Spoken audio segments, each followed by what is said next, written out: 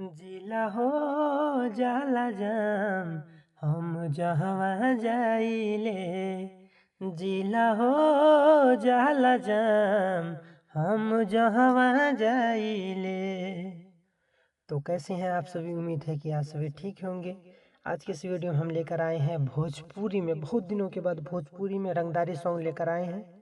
Video को शुरू से लेकर अंत तक देखिएगा। भोजपुरी, मगही, मैथिली में किसी भी प्रकार के गाने लिखवाने के लिए आप हमसे संपर्क कर सकते हैं। बहुत ही कम चार्ज में आपको लिख कर दे दिया जाएगा। चलिए, जो मुखड़ा इस वीडियो में लाया गया है सुनते हैं। किसी भी सिंगर भाई को पसंद आता है और पूरा लिखवाना चाहते हैं तो आप हमसे संपर्क करके कम से कम चार्ज में लिखवा सकते हैं। चलिए सुनते हैं। और दोसरा के बहल पे ते उड़ता रे आज रे, ले मजान सुन होई हम बाज रे। दोसरा के बहल पे ते उड़ता रे आज रे, ले मजान सुन होई हम बाज रे। गली गली के बाहुबली के हम उंगरी पन चाइले।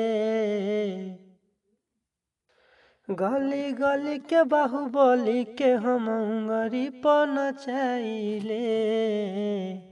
जिला हो जाला जाम हम जहवा जाइले। जिला हो जाला जाम हम जहवा जाइले। हम जहवा जाइले।